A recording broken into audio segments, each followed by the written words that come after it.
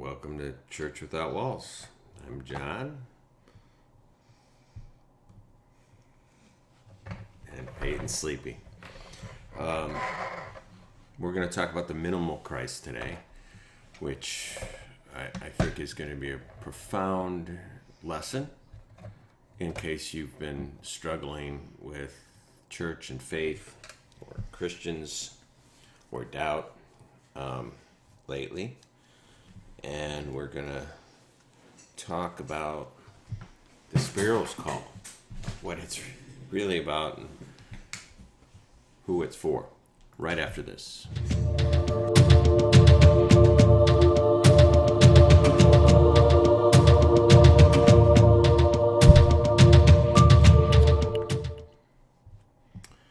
So last week, Poe started an art project that she didn't really get to finish. It's a mobile dog washing or pet washing station. So she's going to be working on that today. And that leads me to today's subject, starting over the minimal Christ. What does that even mean? So first I want to say I've received some feedback from some people, and this has been true since literally the day Wendy and I started talking about deconstruction and people leaving the faith and how our heart was kind of with these people, and how we at first began our ministry to try and keep them in the church, try and hold, head them off at the pass and say, don't leave. And we realized at one point, pretty much by the way we were even treated by the church because of this ministry, that we were trying to talk a woman into staying into an abusive relationship. Now, I bring this up, and it's going to bother a lot of people. A lot of people are going to be like, why are you focusing on the negative? That's what somebody said to me recently. Why you don't talk about Muslims like this? I'm not a Muslim. I'm a Christian, although my heart goes out to those who've gone through the same process in other faiths. The Sparrow's Call is really for human beings. It's not necessarily for Christians or even just Christians and nuns, duns, atheists, agnostics. It's for people of all faiths. It's for living, breathing human beings who are struggling with the spiritual upbringing that they've had or the nature of their faith, and they've got questions that they don't feel they can entertain in a safe community. That's the Sparrow's Call. And there's going to be things we talk about here and things we say that are going to make some people who are certain in their faith and who've got all the boxes checked off and are completely satisfied with their upbringing and their church family and their status and their denomination, that it's going to feel like I'm being somebody who's attacking that. And this isn't for you. If that's you, don't listen. Tune into Andy Stanley. I'd recommend Andy Stanley is like when Wendy and I sit down and want to listen to a pastor on TV, we tune into Andy Stanley. Maybe you have, my mother used to love McGee. My mother used to love J. Vernon McGee, and I can listen to McGee. But this show is actually for the younger brother who has left home, right? In Luke 15. And the father reaching out to that younger brother was a source of discomfort for the elder brother. So I just want to say this. This show isn't for everyone, but if you are watching this show and it's making you uncomfortable, I think reconsider who you are in Luke 15. Because you just might be the elder brother in the field. And I say this with all compassion, and I'm not trying to indict anyone.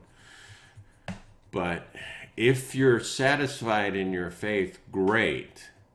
But if that satisfaction includes a deaf ear to those who are not, if it includes kind of a satisfaction that has no empathy for those in a far country, if it precludes you from being your brother's keeper, That's not the faith Jesus was talking about. That was not the heart of Christ or the heart of a shepherd who would leave the 99 for the one.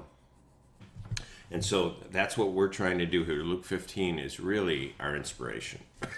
So if things I say to you about Christianity or the Bible or the way people have idols within the faith or the way people have treated fellow Christians within the faith makes you uncomfortable, we can still love each other, we can still have a relationship, but this show is not for you. But maybe it is, you know. So now, having said that, this is not a typical church, obviously. The Sparrow's Call as an online ministry is a place for those who, when they drive by a church, they get triggered, who might not even open a Bible because that's triggering to them. They have a lot of hurt or resentment, or they've just walked beyond it and think it's a superstition. This is for that person. This is where you can entertain your doubts. This is where I will entertain doubts and try and think about them objectively and logically and fairly, and still let you know why I think Jesus is special. So we're going to start with that today. I know that in deconstruction, people get to a place where they feel that way, where they don't even want to open their Bible because they've been told one thing about it, that it's, you know, the perfect authority in the Word of God, and they found out that they weighed it and found that wanting, and now they just have gone to the complete other side, and they completely reject it as a source of truth or beauty or enlightenment. And I do think there is a better ground than either of those two extremes. I do think there is beauty and worth when we approach the library that we call a Bible as a book that wasn't written by God, that wasn't edited by the Holy Spirit, and is completely perfect and is absolute. I think if we approach it as what it intends to say even about itself, then we can have a better relationship with the Bible. Now, some people can't read the Bible, and I'm not going to force you to. It's really not of interest to mine right now that you find value in the Bible, because my faith isn't contingent upon something so finite. I don't think God can be contained in a box, even one that is, you know, stamped with the authorized version of the Holy Scriptures on it. I think God is bigger than that. I think he always has been. I think he always will be. But I do think there's value there. If you don't, that's fine. Let's set that aside from now. And I want to talk to you about starting over.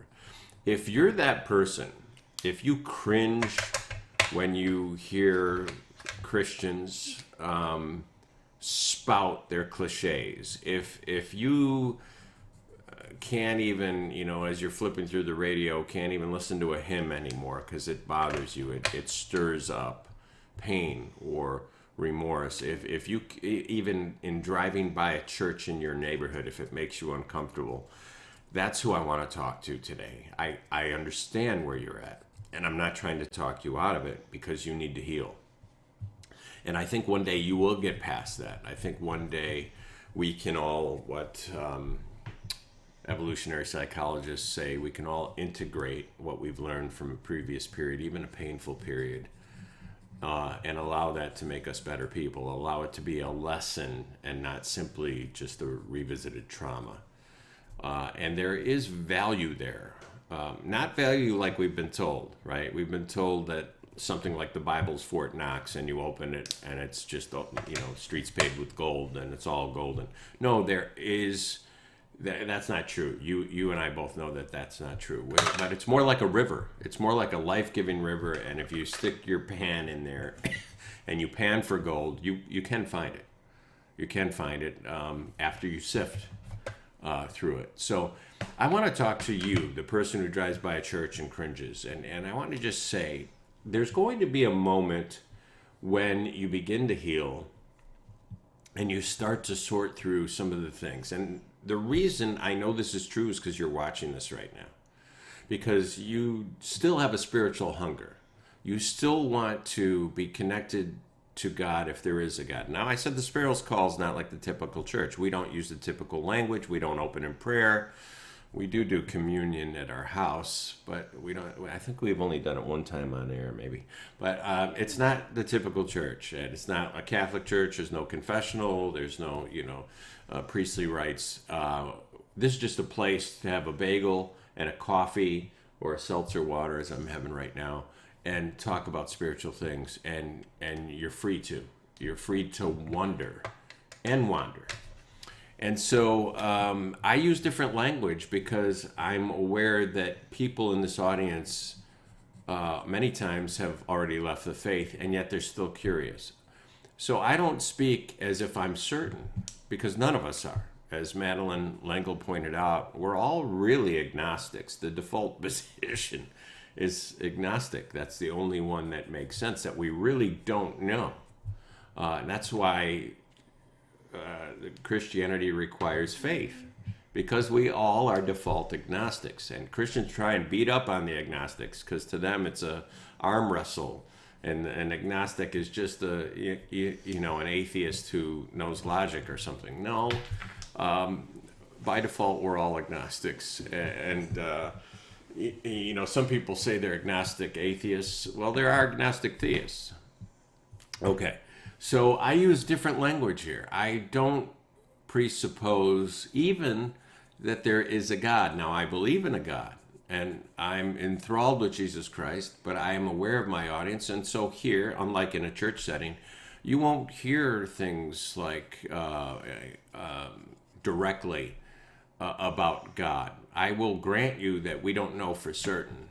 Oftentimes, I'll use language here that would make somebody in church very uncomfortable. For example, I often say to agnostic or atheist people, if there is a God. I don't start presupposing there is a God, but I say if there is a God, because I want them to come along with me on a journey and contemplate something that they normally wouldn't contemplate if I say, God loves you. When they don't even believe in God, that's not a sentiment that makes them feel warm inside. That's something that are like fighting words. They think I'm trying to, call them a fool ultimately, because that's what apologetics has become lately. So I will often couch that phrase with, if there is a God, and I won't stop there, because oftentimes the God that they've been introduced to, the God that has been their experience and upbringing, has been a monster God, a Calvinist God that determines your fate before you even have an opportunity to choose. A God in Christianity that's more like a Muslim version of God or something like that. There's a lot to unpack there with the term God. So oftentimes I will say, if there is a God, and then I'll qualify it with this, worthy of worship. And then I will make a statement. He will love us as a father would love a child. And then I'll connect it to something that Jesus taught, which isn't hard. Luke 15, the father's reception of the prodigal.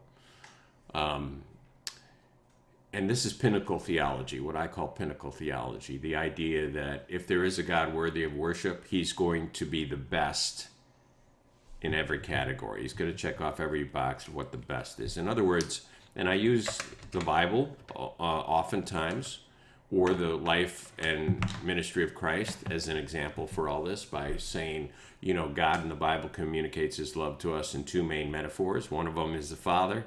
One of them is a bridegroom. And we know the character of that father and that bridegroom because we're given stories. The prodigal son. We're given the story of Hosea, who even with an unfaithful bride remains faithful and even through sorrow doesn't want to be disconnected.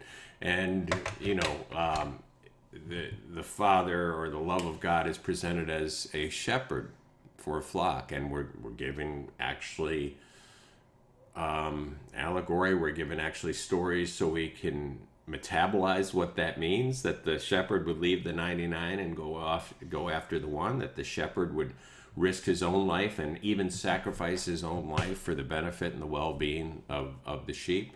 We're given the contrast of what a hireling would do when a true shepherd would not. We're given pinnacle theology looks at God as Father, as bridegroom, as a shepherd, as an architect, as a creator, as a physician. What is the good physician? What does the good physician do? So really, if you look at it through this way, it moves a lot of the junk that's crept into Christianity along the way from different denominations and from different philosophies that have crept into Christianity and spoiled it. And really, it gets back to what we're told. Pinnacle theology, ultimately, when you understand the Christian aspect of it, is that it's not the Bible that is the fullness of God bodily. It is the person of Jesus Christ. Because the Bible, you can prove anything with the Bible. You can undermine slavery and you can underscore slavery by different passages in the Bible. My wife and I had a wonderful talk the other day. We were on a walk and talking about parenting. And we were talking about overburdening parents who expect their children, to bend the knee and kiss the ring, even after they're grown and married and parents themselves. And, the parents or the grandparents or the patriarchs who want to keep this power structure will often refer to the verse that says, honor your father and mother, for this is right? First blessing with promise. But they'll ignore the one that says, leave when you marry, cleave unto your wife and leave your father and mother. They can't weigh those two because they've got an agenda. And they want to underline their agenda with a billy club chapter and verse. And oftentimes this is why the Bible fails where the person of Christ doesn't fail. And so read the Bible through Christ and not the other way around. So what is the minimal Christ? What I'd like to suggest to you is if you're still going through bitterness or resentment or questioning and you're wondering, if there is a God out there, is anyone listening to your prayers? Recently, I was on John Griffin's show talking about this very question. Somebody wrote into Doug Wilson and said, I'm not sure anybody's hearing my prayers, and I'm not sure anything I'm doing means anything. And Doug Wilson did his best not to answer it. John Griffin and I tried to answer it, so I refer you to that. It's a wonderful interview that I got to share the company of John and kind of dissect how not to treat somebody in deconstruction. But if you're there, I'd like to suggest to you, when you're ready, you can come back, and I want you to start fresh. Many of us didn't have an opportunity to start fresh. We grew up in a Christian background that was already soiled and spoiled by particular denominationalism and error, and that's just a fact. We grew up in that, and that has flavored maybe our trust or mistrust toward the Bible or church or Christians or pastors, what have you. And maybe we're judging Christ based on that background and that upbringing. And I'm not saying set that aside. I'm not saying ignore that. I would never do that. But I am saying consider it fresh, with fresh eyes, anew. When I pastored a church in Chicago, one summer, I used to give homework every summer with, different books I'd recommend and different things to do. And one summer I said, take this summer and just reread the Gospels and do it with fresh eyes. Pretend you don't know, pretend you've never read it before, and tell me what flavor you get from it about the person of Jesus Christ. And the reason I was doing this is because many of us growing up in Christian backgrounds have been through CCD or Awana, where we've sat under thousands of messages, and we've been told things about Christ that are true and untrue, and they're all mixed together. The wheat with the chaff, or even with the tares, and sometimes it's hard to disseminate the two. So I just said, read the Gospels with fresh eyes and see Jesus again, maybe for the first time.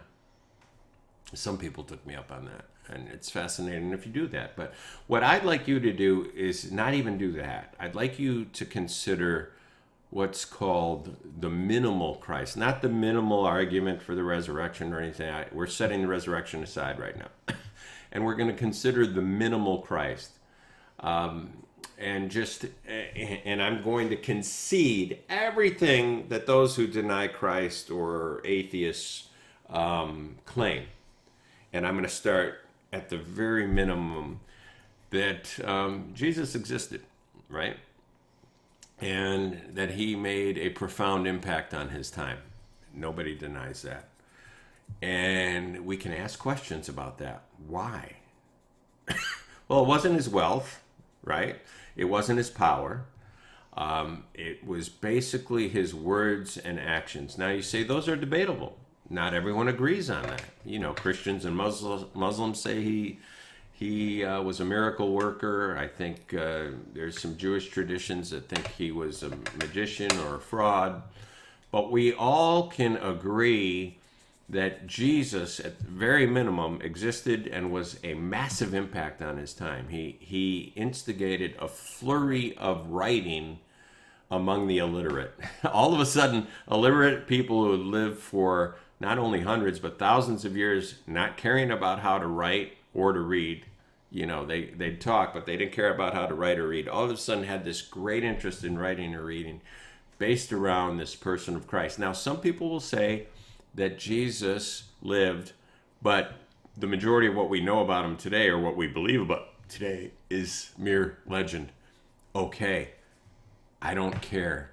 Let's embrace the legend for a second and see what we could find there. If you want to put Jesus on the same mantle as Robin Hood and Zorro, I'm willing to do that. I'm willing to look at Robin Hood and Zorro and say, what do we know from these legends? What do we know about what the people who told these stories were trying to communicate about this figure, whether he existed or not? What truth were they trying to get across by telling us this story, right, of the Earl of Locksley or whatever, who was a thorn in the side of the usurper, who was loyal to a king who was in a far country, and he cared for the poor, and he was trying to frustrate the evil that was emanating from a usurper sitting on a throne that wasn't his. Okay, what would we learn about Zorro, right? What can we learn? What were they trying to teach us about Zorro, about his confrontation, again, with a power structure in a country he loved that had been taken over by madmen and by hirelings who were stripping the flock of its wealth? What do we know about Zorro the shepherd, right? We can write, philosophy thesis on this. Well, let's start that with Jesus. What do we know about the legend of Jesus? And I'm not talking about walking on water here. Give that away. Give the miracles away. Skeptics and scoffers don't believe in it, and actually miracles aren't for us today because we can't witness them, we can't confirm them. You know, it's always funny to me that Christians who will go to the mattresses defending walking on water and turning water into wine don't believe about the miracles of any other faith. They don't believe, for example,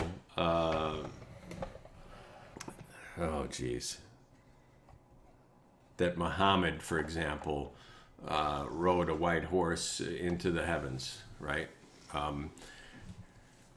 But they do believe that Christ ascended. So, you know what? I'm willing for the minimal Christ to set aside the miracles, and let's consider the legend of Jesus. What we know is that he was somebody who confronted power structures in his time, and those structures were mostly religious in nature.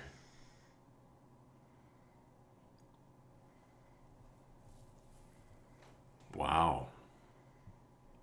He was a Jew that confronted Judaism. In other words, he was a deconstructionist. He was a reformer. He was turning over the tables, but he wasn't doing it from the outside. He wasn't saying, the religion of my forefathers is wrong. He was trying to restore the sanctity of what he saw was defiled by modern Judaism in his day, the Judaism of his day. And what else did he do? Well, we know that he defended outcasts, whether they were female, who were considered second-class citizens, whether they were children who were considered property, whether they were tax collectors who were considered traitors, whether they were women in the street who were considered, defiled and filth, whether they were lepers who were considered the walking dead, unclean. This is where I'd suggest you start. Now, why? I have a friend who deconstructed all the way and deconverted. And I've listened to his story. It's not like many others that I listened to. It's filled with heartbreak and remorse, and I can understand his journey ending up there. And yet, he said one thing that really bothered me when he's talking about his deconversion, and with something which I think I can disagree. You can't disagree with somebody's experience. You just can't. But you can disagree with some of their conclusions. And at one point he said, throughout my whole faith, I thought Jesus was boring. I never felt a connection to Jesus. I always thought he was boring. Now, listen, I'm not disputing boring Jesus. I've heard about boring Jesus too. I've heard about boring Jesus in. Oh, are you done? Mm-hmm. Okay, I'm almost done. Then I'll wind it up. Okay. All right. I've heard about boring Jesus in Sunday school classes, on flannel graphs, in Christian children's books, and Christian children's Bibles, from the pulpit, from youth group. I've met boring Jesus. I hear boring Jesus when I tune into Christian radio. I hear about boring Jesus when I listen to Christian music. And believe me, Jesus is beyond boring. He's nearly wretched in Christian cinema, with rare exception. Christian movies, the culmination of modern Christian culture is taking the Lord's name in vain. It truly is. So I understand growing up in an environment that presents Jesus as boring. But when you look afresh at Jesus, start with the minimal approach to Christ. Just the legend. He's anything but boring. Anything but boring to find this Zorro-like figure, this Robin Hood-like figure, standing up, telling truth to power, standing in front of not only political strength like, let's say, Pilate or even Herod, but challenging the very pillars of Jewish society, challenging the Pharisees, becoming a threat to the Sanhedrin, astounding his own followers for talking to a woman in the midday that he did not know at a well, astounding people in his day, and his words still make people angry. Nietzsche was furious to hear Christ say, "Love your enemies." He hated Christianity, thought it was weak because of that very argument that Christ says, "Love your enemies," which a lot of people tried to dismiss Christ as just another, fortune cookie philosopher, because they say the golden rule's been around forever, and they're right. The golden rule's pretty much been around forever, and Christ wasn't the first to utter the golden rule, but he went beyond the golden rule.